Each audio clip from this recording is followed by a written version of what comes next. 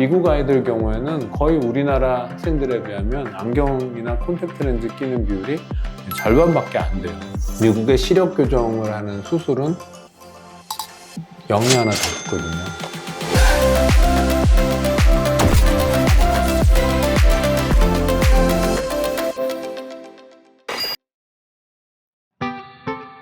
여러분 안녕하십니까, 안과의사 김모현입니다. 오늘 이제 보여드리는 거는 슈퍼맨이에요. 크리스토퍼 리브. 이분 돌아가셨죠. 네, 진짜 멋진 배우였고 근사한 배우였는데, 슈퍼맨의 평상시 그 착한 회사원 기자였나요? 원래 영화 속에 그 모드는 전형적인 너드라고 하나요? 순딩순딩하고 착하고 지겹고 좀 그런 이미지. 근데 그런 이미지를 만들 때 미국 영화에서는 반드시 안경을 끼는 거예요. 스파이더맨도 그렇지 않나요? 네, 반드시 안경을 끼죠. 이게 좀 재밌는 통계인데, 우리나라랑 미국이 틀린 게, 미국은 연령별로 봤을 때 안경이나 렌즈 착용하는 비율이 우리나라에 비하면 훨씬 낮아요. 청소년들에서 안경이나 렌즈 착용하는 비율이 25%밖에 안 됩니다. 한국에서는 45%라고 나오는데, 제가 보기엔 이것도 점점점 더 높아지고 있을 것 같아요.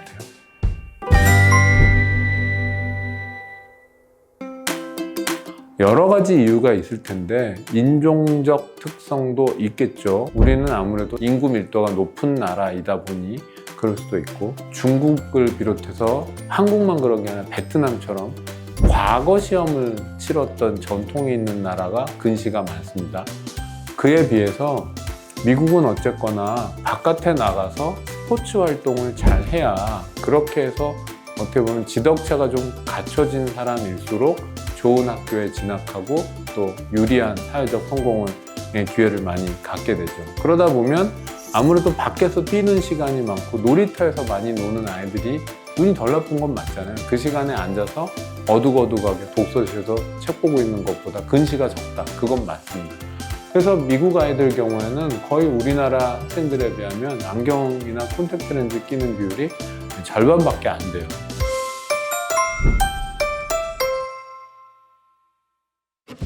근데 이제 성인들이 되고 중년이 되고 할 때는 안경이나 렌즈 착용 비율이 늘어나는데, 요거는 근시 때문에 끼는 거고, 이때 이후로는 노안이라든지 또 백내장 때문에 끼는 겁니다. 미국은 안경도 의료보험되거든요.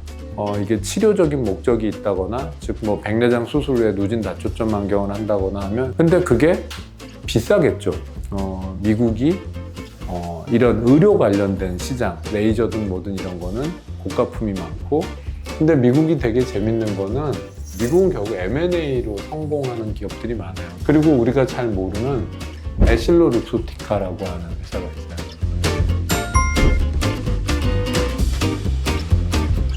여기 지금 뭐 엄청난 유명한 브랜드들이 많아요. 뭐 몽클도 보이고요, 프라다, 레이벤, 뭐 샤넬, 뭐 많아요. 예. 돌체앤가바나, 뭐 티파니, 뭐 많습니다. 자, 이게 에실로 룩소티카라는 브랜드의 산하 브랜드입니다.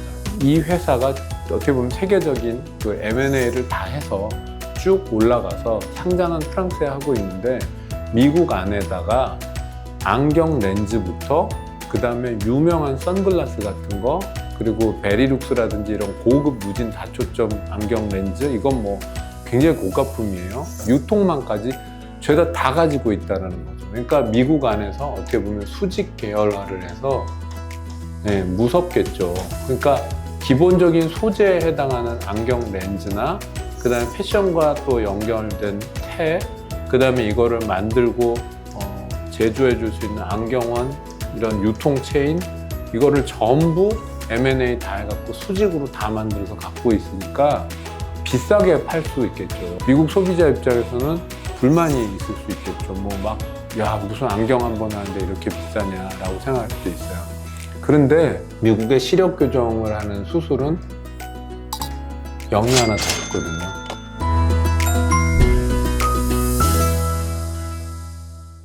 상대적으로 우리나라도 예전보다 물가가 올랐고 수술비도 비싸졌지만, 그래도 국제적인 기준에서 봤을 때 품질에 비해서 우리는 저평가되어 있는 그런 나라에 해당하고 의료비가 상대적으로 싼 미국 같은 경우는 하다못해 안경도 굉장히 비싸고 거기에다가 만약 시력 교정 수술을 하게 되면 0이 하나 더 들어가면서 굉장히 비싸진다.